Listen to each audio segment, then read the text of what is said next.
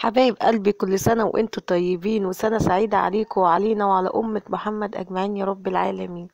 وصلى على النبي كده يا جماعة، واللي عايز يعمل طريقة القرنبيط بالشكل الجميل دوت والطعم الجميل دوت يخش بسرعة على الفيديو بتاعنا ويشوف التفاصيل والتكات والحركات بتاعة القرنبيط. طبعا القرنبيط ده كان حكاية. أحمد طبعا بيدي البوسة دي، والبوسة دي عارفة هي رايحة لمين بالظبط. تمام. ومحمد بيسلم عليكم، ويلا بينا بسرعة نخش على تفاصيل الفيديو وتكاتها وحركاتها. بصوا، القرنبيط هيتاكل من قبل ما احنا ما نبدأ الفيديو، حرفيا هيتشال كده. تمام. الفيديو دوت طبعا انا مش مجمعة. الفيديو دوت اللي عامل فيه القرنبيط ومظبطه حنين. دي حاجة هي اللي عاملة الخلطة بتاعته تحت اشرافي طبعا. عاملة خلطة القرنبيط بتكاتها وحركاتها. اقسم بالله كانت ريحته جامدة جدا والطعم حكاية. يلا بينا نخش على الفيديو بسرعة.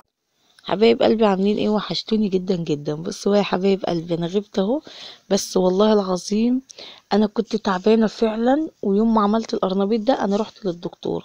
تمام. فعشان كده اتاخرت على النزول للفيديو، فما تزعلوش يا حبايبي. بصوا بقى، جبنا الحاجه قالت انا عايزه اكل قرنبيط وكده، وراحت السوق، راحت جايبه 2 وجت 2. شفتوا بقى، والمشكله عندي في الزيت. فقلت ايه، مش اشكال، احنا لينا فترة بنعمله صينية، نقلي بقى شوية كده ونتغدى بيهم. كانت اختي جوزي عندي برضو ايه، وقلنا نعمل غدا كده اكلة قرنبيط حلوة. فالحاجة قالت ايه، هتوضب لك الحاجة، وحطيت شوية مية سخنين، بس حطيت حلة كبيرة عشان خاطر ايه، اعمل قرنبيطين هسلقهم.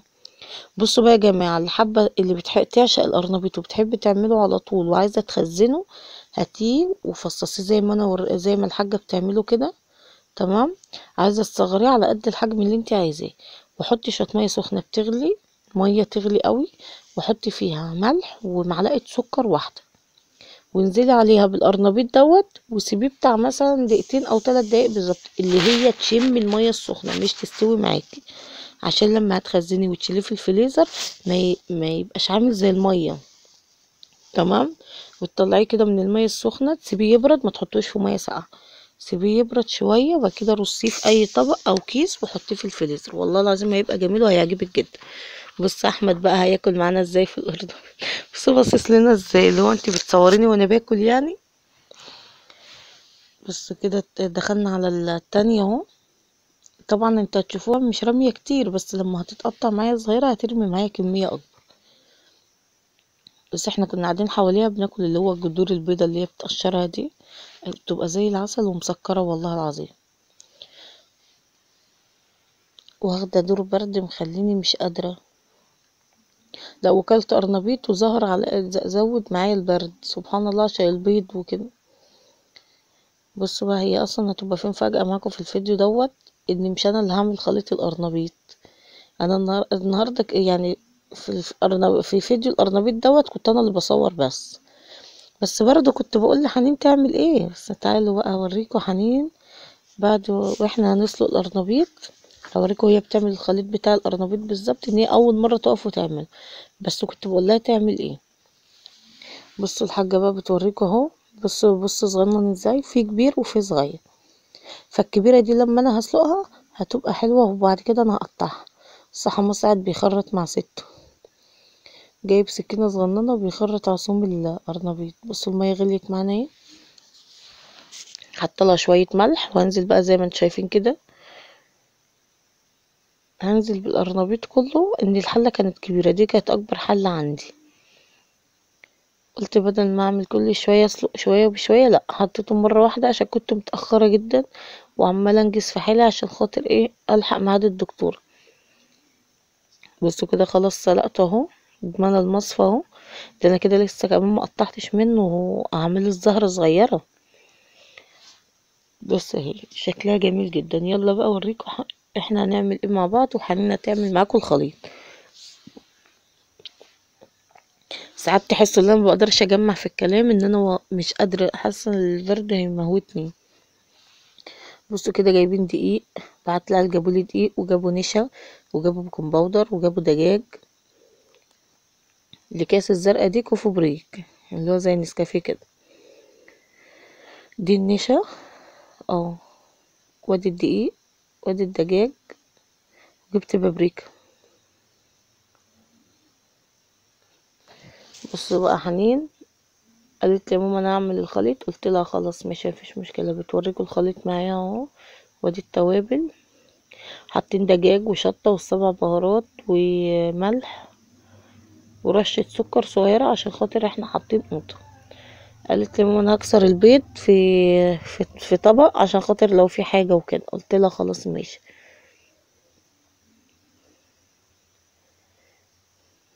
بصي يعني بصي انت تعرفوا ان حنين اول مره تكسر بيضه والله العظيم. بس بتعجبني العيله اللي هي بتحب تبقى عايزه تقف وتعمل معاك، ان هي شجعيها وقولي لها قفي اعملي، فما تقولهاش لا وتحبطيها وكده، ما هتكبر مش هتتعلم. والواحده لازم تتعلم في بيت ابوها عشان تفهم الدنيا فيها ايه. بصوا كده بقى كسرنا الثلاث بيضات. بصوا هتقولوا لي الثلاث بيضات والخليط قليل على على القرنبيط اللي انت عاملاه، انا هعمل على قد ما احنا هنستخدمه بس، فاهمني؟ يعني مش هعمل كتير.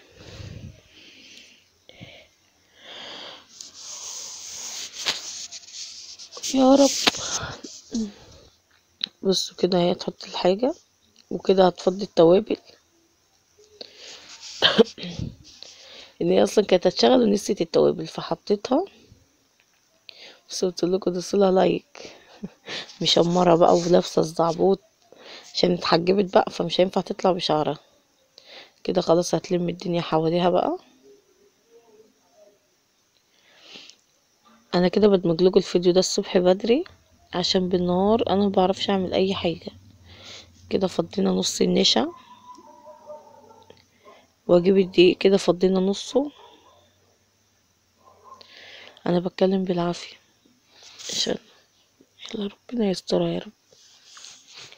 حبيبي طبعا ما ينسوش اللايكات، وشكرا شكرا على التعليقات الجميلة بتاعتكم والله العظيم. هي تعليقات بسيطة وصغننة وقليلين بس حلوة والله العظيم، بتشجعني. واحدة واحدة ان شاء الله هلاقي حبايبي بيكتروا معايا، ويدعولي كده ان انا ربنا يوفقني واقدر انزل لكم فيديوهات. هي النت اللي بيبقى فارق معايا والله، النت اللي بيخليني ما بقاش عارفة انزل اي فيديو. كده هنزل بالخليط في الدقيق بقى. الخليط مش خفيف، اتفرجوا على كمية الدقيق والنشا اللي انا حطاها. بصوا هتلف معاكم بالعافية. وانا معلش انا كنت ماشية مع حنين خطوة خطوة فاضطريت ان انا اجري الفيديو عشان خاطر انجز بسرعة. مع حنين بنتي الفيديو مطول قوي بس انا قلت لا ادمج الفيديو واخليه يعني قليل كده عشان خاطر ما اطولش عليكم وانتوا كمان ما تزهقوش. بصوا كده فضت الخليط على الدقيق وحطت الخضرة. تفضل بقى تقلب كل ده لحد ما يدمجوا مع بعض. بصوا بقى كلنا هنفضل ندوق منه ان هو كان طعمه جميل جدا. انت تعرفي لو انت عملت الطريقه ديت اتخرطتي فيها القرنبيط خرط صغننه وصبتيه في صينيه والله العظيم هيبقى جميل جدا. بس تحطيه في البوتاجاز وتسيبيه يستوي على نار هاديه عشان خاطر الدقيق ده يستوي معاكي بسرعه. بس الحاجه الوحيده اللي هتعمليها تزودي فيها البيض. هبقى اعملها لكم الطريقه ديت وانزلها لكم اللي انا هعمله في الصينيه بالخليط ده. بس يا بنتي خلاص تقولي لا لازم اقلب مش لازم يدوب. اه بس محمد بيدوق اهو التاني. محمد افتكرها كيكه. قوليلي ايه رايكم في الكيكه اللي نزلتها لكم الاخرانيه دي؟ قلت لكم دوسوا لايك. بصوا بقى انا لاحظت حاجه في الخليط دوت. بس بعد ما حنين حطت الخليط القرنبيط في الطاسه لاحظت ان هو كان عايز شويه دقيق كمان.